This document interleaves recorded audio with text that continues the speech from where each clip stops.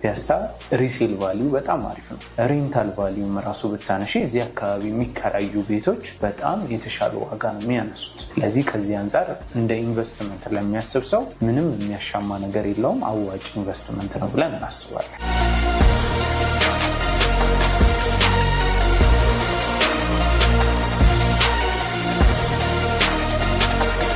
ከዚህ በፊት እንግዲህ ባለ አንድ መኝታ ነበሩን። ባለ አንድ መኝታዎቹን ያው በ2 ሳምንት ጊዜ ውስጥ ነው ሸጠን የጨረስነው ማለት ነው። አሁን ላይ የሚቀሩን ባለ 2 እና ባለ 3 ነው። ባለ 2 ላይ 80 እና 95 ካሬዎች አሉ።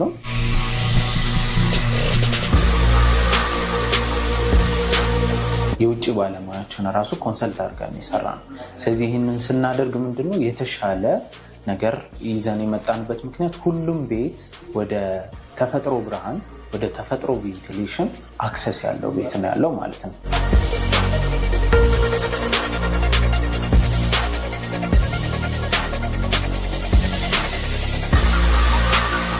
የመዋኛ ገንዳ እንዲሁም ደግሞ የልጆች መጫወቻ ቦታ አዘጋጅተናል። እንደ ፉትሳል ኤሪያ ማለት ነው። ባስኬትቦልም እግር ኳስም መጫወት የሚችሉባቸው ቦታዎች ማለት ነው። እንደዚህ መዋኛ ገንዳም ደግሞ ተጨማሪ ይኖራል ማለት ነው።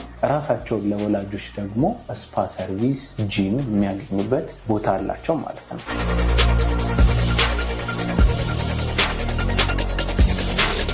ከዲስካውንት ደረጃ ደግሞ እንግዲህ አሁን ላይ ታላቅ የገና በዓል ዲስካውንት ላይ ነን ያለ ነው ማለት ነው። እስከ 35% ድረስ የሚደርስ ታላቅ ዲስካውንት ላይ ነን ያለ ነው ማለት ነው።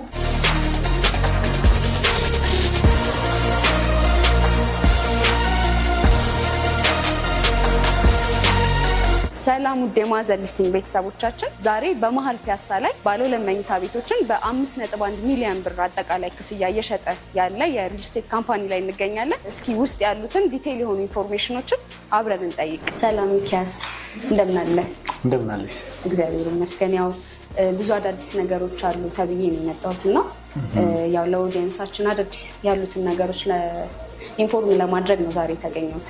ኦኬ፣ እንኳን ደህና መጣሽ። እንኳን ደህና ቆያችሁ። በእርግጥ በጣም ብዙ ነገሮች ይኖራሉ። ያው ከዚህ በፊትም ስትጎበኘው አንዳንድ ነገሮች አውርተን ነበረ። አሁን ደግሞ በጣም ብዙ የተሻሉ አዳዲስ ነገሮች ይዘን መጥተናል። እስቲ እናወራለን። በጣም አሪፍ። ሜሪት ፕሮፐርቲስ ማን ነው? ከዚህ በፊትስ ምን ሰርቷል? አሁንስ ምን ላይ ነው የሚለውን ነገር እስኪ ለተመልካቾቻችን የተወሰነ መረጃውን ስጥ። ያው እንግዲህ ሜሪት ፕሮፐርቲስ በሪል ስቴት ዘርፉ ላይ የሚሰራ ትልቅ ድርጅት ነው። ሌላ እንደ ባክግራውንድ ደግሞ ከዚህ በፊትም ሌሎች ሲስተር ካምፓኒዎች ላይ ስንሰራ የቆየንበት መንገድ አለ ማለት ነው። ለምሳሌ አማና ኢምፖርት ኤክስፖርት ላይ፣ ኮፊ ላይ፣ በተለይ ቡና ላይ በደንብ በዛ ስራ ላይ ሰርተናል። ከዛ በተጨማሪ ደግሞ አማና ፒፒአር የፓይፕ የፒቪሲ ማምረቻ ድርጅቶች ማለት ነው። እነሱ ነገሮችን ሰርተናል። ከዛ ውጭ ደግሞ ዩ4ዩ የሚባል የዘይት አምራች ድርጅትም ሲስተር ካምፓኒ ነው ማለት ነው። ከዚህ በፊት ሪል ስቴቶቹ ላይም እንዲሁ የተወሰነ ነገር ስንንቀሳቀስ ቆይተናል ማለት ነው። አሁን ላይ ደግሞ ከረንትሊ የፒያሳውን ፕሮጀክት ሜሪት ፓርክ ቪው ብለን የሰየምነው አዲስ ፕሮጀክት አለን። እሱን እያስተዋወቅን እንገኛለን ማለት ነው። እዚህ ላይ 4040 ካሬ ሜትር ላይ ያረፈ ሳይት ነው። በዙሪያው ደግሞ የሚገኙት ሜሪት ፓርክ ቪው አይደል እያልን ያለ ነው። በዙሪያው ፓርክ ያሉበት እንደ ዩኒቲ ፓርክ፣ አራዳ ፓርክ፣ ፍሬንድሺፕ ፓርክ መሀል ላይ ሴንተር አድርጎ የሚገነባ ሳይት ነው ማለት ነው። ሞር ቪዥዋሊ አፒሊንግ ነው ብለን እናስባለን። ይሄ ኤሪያ ከሎኬሽን ዋይዝም ስለ ፒያሳ እንግዲህ ማውራት ለቀባሪው እንደማርዳት አይነት ነገር ነው የሚሆነው። ከትምህርት ቤቶች አንጻር እንኳን ብናነሳ ካቴድራል ትምህርት ቤት አለ፣ ጥቁር አንበሳ፣ ሊሴ የሚባሉ ትምህርት ቤቶች አሉ። ተቋማቶችም ካየሽ የመንግስት ዋና ዋና መስሪያ ቤቶች እንደ ቴሌ፣ ትራንስፖርት ባለስልጣን፣ ፖስት ኦፊስ፣ እነዚህ ዋና መስሪያ ቤቶች ያሉት እዚቹ ፒያሳ ላይ ነው ማለት ነው እና እዚህ ቦታ ላይ መኖር ማለት ከተቋማዊ አገልግሎቶችም አቅራቢያ መሆን ነው። ለልጆቻቸው ትምህርት ቤትም ለሚፈልጉ ወላጆችም ጥሩ አማራጭ ነው ብለን እናስባለን ማለት ነው። ስለዚህ እዚሁ ጋር አያይዤ አሁን የሜሪት ፓርክ ቪው ፕሮጀክታችሁ ምን ይመስላል የሚለውን ነገር በደንብ ብታብራራልን። ያው ከዚህ በፊት በነበረን ቆይታ ላይ ያው ባለ 1፣ ባለ 2፣ ባለ 3 መኝታ እዚህኛው ሳይት ላይ እንደሚኖር ነበር ያሳየነው ማለት ነው። ያንን ደግሞ በ2 ሳምንት ጊዜያቶች ውስጥ ባለ 1 መኝታዎቹን ሸጠን ጨርሰናል ማለት ነው። ይህንንም አናውንስ ለማድረግ ሲባል ነበር እናንተንም እዚህ ቢሮ ድረስ የጋበዝንበት ምክንያት ዋናው ማለት ነው። ግን እንደ አማራጭ ሌሎች አማራጮችን ጨምረን ነበረ። ባለ 2 95 ካሬ ብቻ ነበር የነበረው። አሁን ላይ 80 ካሬንም ጨምረናል። ባለ 3 ደግሞ 130 ካሬ ነበር። ወደ 115 ካሬም ተጨማሪ ይዘን መተናል ማለት ነው። በዚሁ ሳይት ላይ እንግዲህ ምን አለ፣ ምን አይነት አገልግሎት ያገኛሉ የሚለውን ነገር ስናነሳ ሙሉ ለሙሉ ህንፃው 17 ፎቅ ነው። ከግራውንድ እስከ 4ኛ ፎቅ የንግድ ሱቅ ነው የሚሆነው። ከዛ በኋላ ግን ባልተለመደ መልኩ ዲዛይናችን ላይ ለየት የሚያደርገው 5ኛና 6ኛ ፎቅ ላይ ፓርኪንግ አለ። ይሄ ፓርኪንግ ምንድነው ዋነኛ አገልግሎቱ? እታች የሚመጣ ደንበኛም ይሁን ነጋዴም ይሁን ከነዋሪዎቹ ጋር መለያ ወይም በፈር ዞን እንለዋለን እኛ መለያ አድርገን ያንን ነገር አቅርበናል ማለት ነው። ስለዚህ አሁን ጫጫታ ይረብሸኛል፣ የድምፅ ልጆቼ ይረበሻሉ፣ መኝታ ሰዓት ላይ ይረበሻለው፣ ቀን ላይ ይረበሻለው የሚል ነገር አይኖርም። በፈር ዞን ስላለ ከዛ መኪናቸውን ሲያቆሙ ካር ሊፍት አለ፣ በካር ሊፍት መሄድ ይችላሉ። በእያንዳንዱ ብሎክ ላይ አንድ የዕቃ ሊፍት፣ 2 የሰው ማመላለሻ ሊፍቶችን ጨምረን ይዘን እንሄዳለን ማለት ነው። ፊኒሽንግ እንኳን እንስራ ቢሉ ማለት ነው በመኪና ሊፍቱ እስከ 6ኛ ፎቅ ይዘውት ይመጡና ከነ መኪናው ማለት ነው። ከዛ በኋላ እቃቸውን ይዘው ደግሞ ከ8ኛ ፎቅ ወደሚፈልጉበት ፎቅ ይዘው መሄድ ይችላሉ ማለት ፊኒሽንግ ማቴሪያላቸውን። ስለዚህ የፊኒሽንግ ማቴሪያል ጉዳት አይኖርም ማለት ነው በመካከል ላይ። እሱ አማራጭ አለኝ።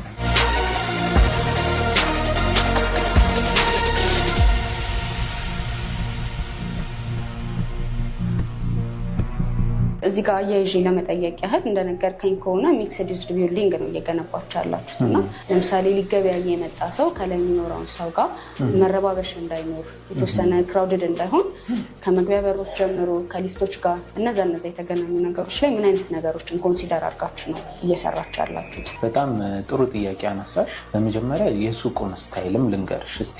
ሱቁ ላይ በጣም ሌግዠሪየስ ወይም ደግሞ እዚህ አካባቢ ፒያሳ አካባቢ ያሉ ነጋዴዎች የሚፈልጉት አይነት ሱቅ ስታንዳርድ ነው። እንደዚህ ስልሽ ደግሞ አሁን ብዙ ሱቅ ፈላጊ እንዳይደውል ሰጋለው። ሱቁ የሚወጣው ገና ከ6 ወር በኋላ ነው ሽያጭ። ግን ደግሞ ምንድን ያለው መሰለሽ ፊት ለፊት ላይ የሱቁ ዲስፕሌይ ይኖራል። ከጀርባ በኩል ፕሪሚየም ከስተመራቸውን የሚያወሩበት ኤሪያ ይኖራል፣ ዌይቲንግ ሩም ማለት ነው። ከሱ ጀርባ የስቶር ይኖራል ማለት ነው። የሚሸጡት ማቴሪያል ብዙ ተጨማሪ ሪዘርቭ ማቴሪያሎች በከለር አማራጭ የሚይዙባቸው የስቶር አማራጭ ይኖራል። ከጀርባ ከሱ በኋላ የባለቤቱ ቢሮ እና የሱ የብቻው ሽንት ቤት ይሆናል። ይሄ አንድ ወጥ ሱቅ ሙሉ አንድ ህንፃው ነው ይዝ ማለት ነው።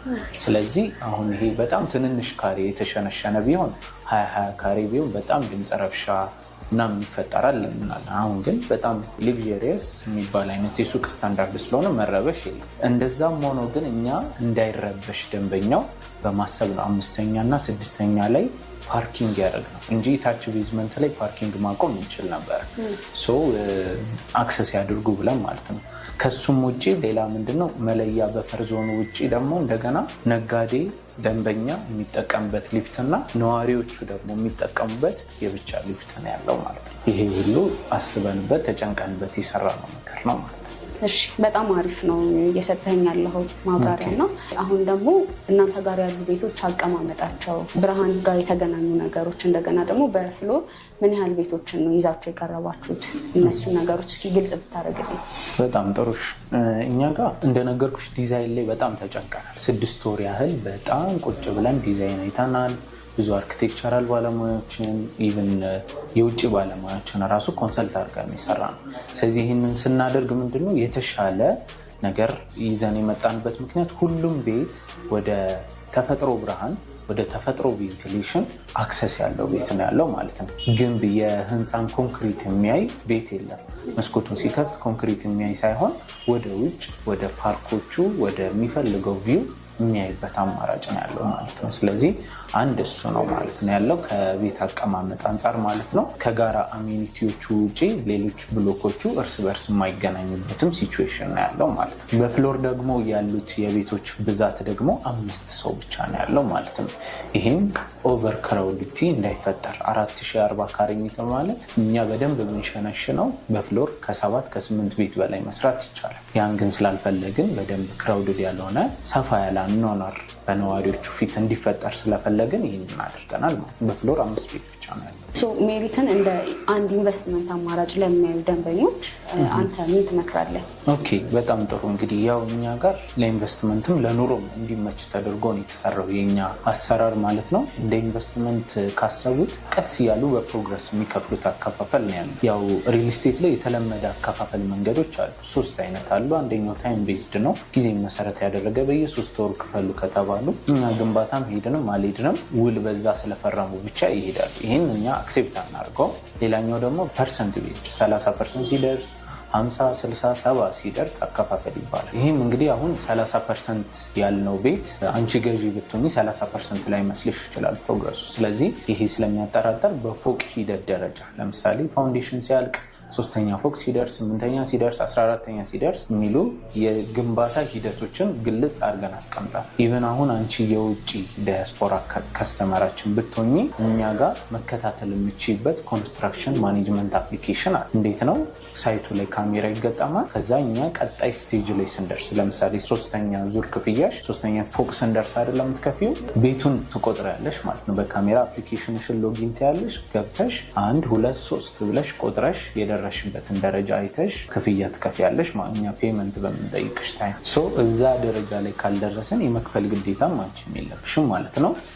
ስለዚህ እንደ ኢንቨስትመንት የሚያየው ሰው ምንድን አማራጩ? ይሄንን በፕሮግረስ ፌዝ መክፈል ይችላል። የረጅም ዓመት አከፋፈል የሚፈልጉ ሰዎች የረጅም ዓመት አከፋፈል አማራጮችን ይዘን መተናል። በዚህ ለኢንቨስትመንት ዋይዝ አሪፍ ነው ብለን እናስባለን። ይሄ ሁሉ እንግዲህ ከአከፋፈል ዋይዝ ነው ያነሳውልሽ። ከኢንቨስትመንት አንጻር ደግሞ ካየሽው ያው የሰፈሩ ቫሊዩ አንቺ ትረጂዋለሽ ብዬ አስባለሁ። ፒያሳ በየጊዜው ቫሊዩ አፕሪሺየት የሚያደርግበት ኤሪያ ነው ያለ ነው ማለት ነው። አሁን ለምሳሌ ብዙ ቦታ ላይ በርካሽ ቦታ ልገዢ ትችያለሽ። መልሰሽ ልሽጠው ስትይ ግን የምታገኘው አፕሪሺዬሽን ቫሊዩ በጣም ትንሽ ነው። የፒያሳ ግን ካለበት ተቋማዊ ዙሪያ አንጻር፣ ከእምነት ተቋም ቅርብ መሆኑ አንጻር፣ ከትምህርት ቤቶች ቅርብ መሆኑ አንጻር፣ የተለያዩ ፋሲሊቲዎችን ከማግኘት አንጻር ፒያሳ ሪሴል ቫሊዩ በጣም አሪፍ ነው። ሬንታል ቫሊዩም ራሱ ብታነሺ እዚህ አካባቢ የሚከራዩ ቤቶች በጣም የተሻለ ዋጋ ነው የሚያነሱት። ስለዚህ ከዚህ አንጻር እንደ ኢንቨስትመንት ለሚያስብ ሰው ምንም የሚያሻማ ነገር የለውም፣ አዋጭ ኢንቨስትመንት ነው ብለን እናስባለን።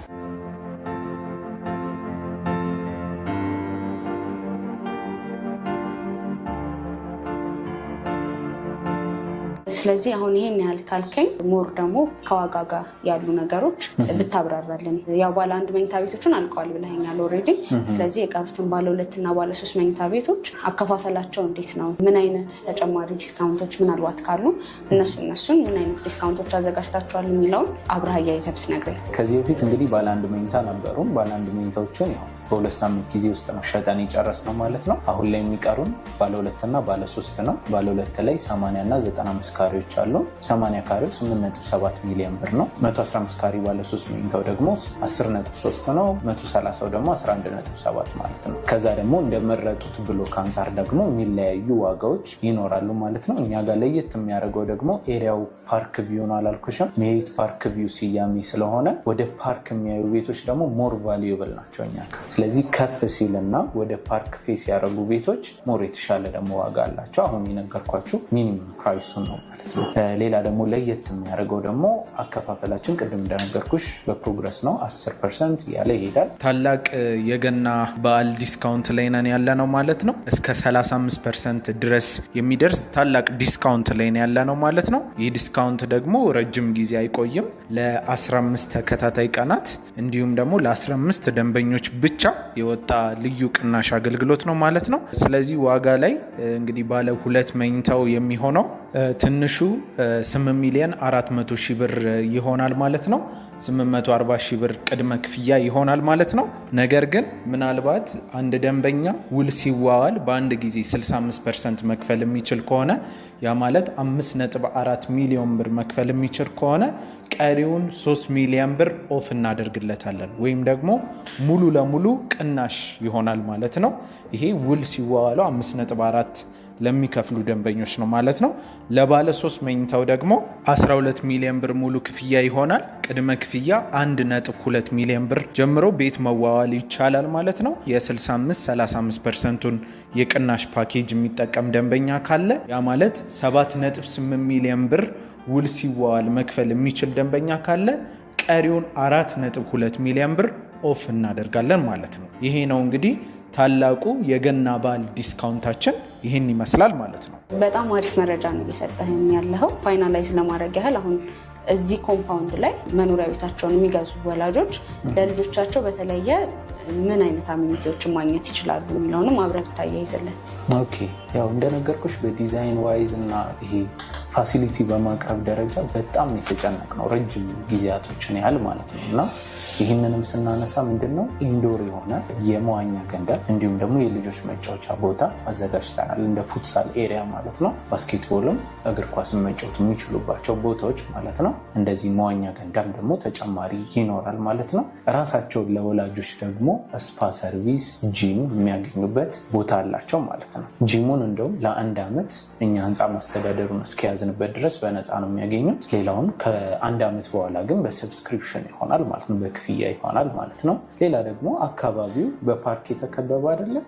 ልጆቻቸውን ወጣ አድርገው ቅዳሜና እሁድ እዛች ፓርክ ላይ መዝናናት እንዲችሉ መጫወት የሚፈልጉትን ጨዋታ አጫውተው ወደ ቤታቸው መመለስ ይችላሉ።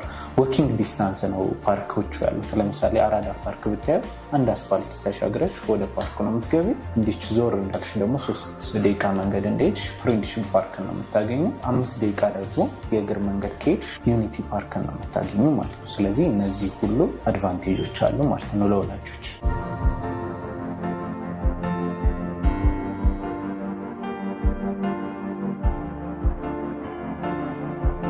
አሁን የነገርከኝ ፕራይስ ከሎኬሽን አንጻር ካሉት አሚኒቲዎች አንጻር አፎርደብል ነው ብዬ አምናለሁ። እዚህ ኤሪያዎች ላይ ከዚህ በፊት ካየኋቸው ሳይቶች አንጻር ማለት ነው። ይሄ ፕራይስ ቀጣይነት አለው ወይስ የታይም ገደብ አለው? እሱንም ነገሮች ታብራራል። ያነሳሽው ሀሳብ በጣም ልክ ነው እና እዚህ አካባቢ እንግዲህ እኛም ሪሰርቾችን ሰርተናል። ዋናነት የገዢዎች ጥያቄ የነበረው የዴሊቨሪ እና ፕራይስ ጉዳይ ነው፣ የብዙ ደንበኞች ጥያቄ ማለት ነው። ስለዚህ እነዚህን ነገሮች አጣጥመን ከኳሊቲ ፕራይስም ሳይጎዳቸው እንዲሁም ደግሞ ዴሊቨሪ ታይሙንም የጠበቀ እንዲሆን ከማድረግ የተነሳ ዋነኛ ዓላማችን እሱ ሆኖ ነው የተነሳንበት ምክንያት ማለት ነው። አሁን ላይ የማስታወቂያ ዋጋ ነው አሁን የነገርኩሽ ዋጋ በጣም ሊስት የሚባለውን ፕሮፊት ይዘን በጣም አነስተኛ ትርፍ ይዘን ነው የነገርኩሽ ያለውት ዋጋ። ከዚህ በኋላ ግን የሚሆነው ኤግዛክትሊ ቦታውን የሚመጥን ዋጋ እንቀይራለን። ስፔሻሊ በጣም አነስተኛ ጊዜ በኋላ አሁን ላስት ወር ላይ ነው ያለ ነው በዚህ ዋጋ የምንሸጥበት ማለት ነው። ስለዚህ አሁን ለ10 ደንበኞች ይህንን አይነት ዲስካውንት ይዘን እንቀጥላለን ማለት በዚህ ዋጋ እንሄዳለን ማለት ነው። አሁን ላይ ይሄ ፕራይስ ቀድሞ ለመጡ 10 ደንበኞች የወጣ ፕራይስ ነው ብለኸኛል እና አሁን የዚህ ዕድል ተጠቃሚ መሆን የሚፈልጉ የቻናላችን ተከታታዮች በምንድን ነው እናንተን ማግኘት የሚችሉት? የዕድሉ ተጠቃሚ መሆን የሚችሉበትን አማራጭ ብትነግረኝ። ኦኬ፣ ያው አድራሻችን ፒያሳ ነው ያለው፣ ግን ያው ኮንቪኒየንት ለመሆን ያክል እዚሁ ቪዲዮ ላይ ታች ላይ ስልካችንን እናስቀምጣለን። በዛ ኮንታክት ያድርጉን፣ የተደዋወለ መረጃ መስጠት እንችላለን። ቢሮም ጋብዘናቸው ያለውን ነገር መረዳት ይችላሉ ማለት ነው። በተቀመጡት ስልኮች የድርጅቱ ስልኮች ናቸው፣ መጥተው ማናገር ይችላሉ። በጣም አመሰግናለሁ። እኔም በጣም አመሰግናለሁ።